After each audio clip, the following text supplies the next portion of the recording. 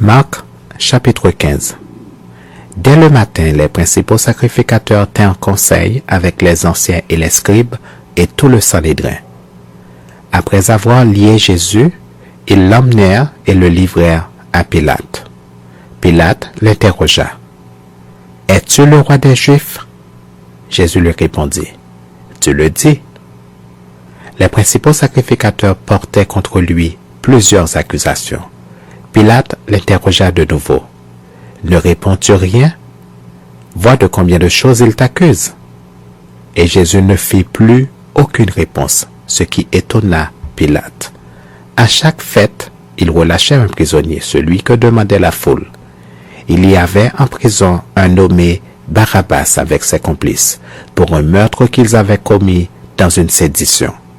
La foule, étant montée, se mit à demander ce qu'il avait coutume de leur accorder. Pilate leur répondit, « Voulez-vous que je vous relâche le roi des Juifs ?»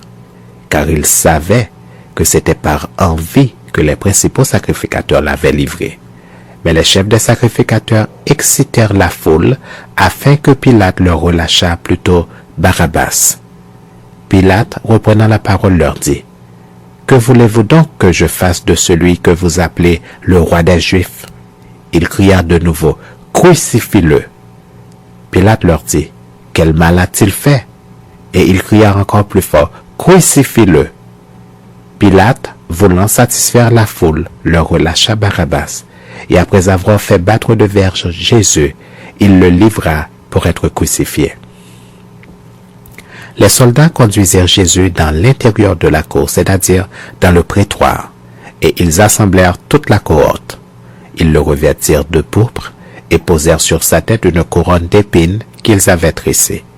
Puis, ils se mirent à le saluer. « Salut, roi des Juifs !» Et ils lui frappaient la tête avec un roseau, crachaient sur lui, et fléchissant les genoux, ils se prosternaient devant lui. Après s'être ainsi moqués de lui, ils lui ôtèrent la pourpre, lui remirent ses vêtements et l'emmenèrent pour le crucifier.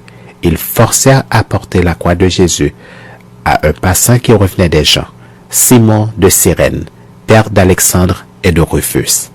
Et ils conduisirent Jésus au lieu nommé Golgotha, ce qui signifie lieu du crâne. Ils lui donnèrent à boire du vin mêlé de myrrhe, mais il ne le prit pas. Ils le crucifièrent et se partagèrent ses vêtements en tirant au sort pour savoir ce que chacun aurait. C'était la 3e heure quand ils le crucifièrent. L'inscription indiquant le sujet de sa condamnation portait ces mots, « Le roi des Juifs ». Ils crucifièrent avec lui 2 brigands, l'un à sa droite et l'autre à sa gauche.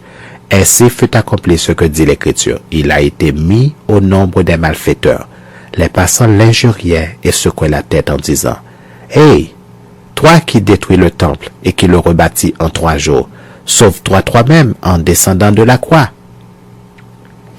Les principaux sacrificateurs aussi, avec les scribes, se moquaient entre eux et disaient, « Il a sauvé les autres et il ne peut se sauver lui-même. » Que le Christ, le roi d'Israël, descende maintenant de la croix afin que nous voyions et que nous croyions.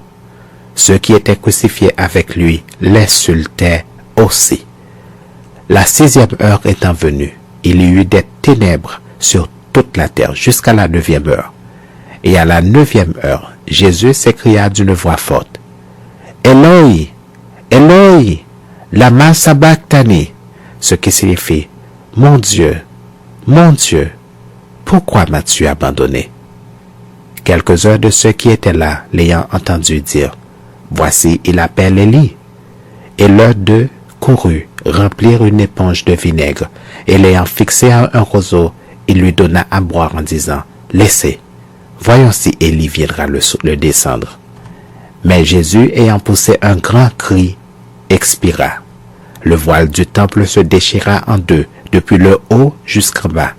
Le centenier qui était en face de Jésus, voyant qu'il avait expiré de la sorte, dit, « Assurément, cet homme était fils de Dieu. » Il y avait aussi des femmes qui regardaient de loin. Parmi elles était Marie de Magdala, Marie, mère de Jacques le mineur, et de Jose et de Salomé, qui le suivaient et le servaient lorsqu'il était en Galilée, et plusieurs autres qui étaient montés avec lui à Jérusalem. Le soir étant venu, comme c'était la préparation, c'est-à-dire la veille du sabbat, arriva Joseph d'Arimathée, conseiller de distinction, qui lui-même attendait aussi le royaume de Dieu. Il osa se rendre vers Pilate pour demander le corps de Jésus. Pilate s'étonna qu'il fût mort si tôt, fit venir le centenier et lui demanda s'il était mort depuis longtemps. S'en étant assuré par le centenier, il donna le corps à Joseph. Et Joseph, ayant acheté un linceul, descendit Jésus de la croix, l'enveloppa du linceul et le déposa dans un sépulcre taillé dans le roc. Puis il roula une pierre à l'entrée du sépulcre. Marie de Magdala et Marie, mère de Jose, regardaient où on le mettait.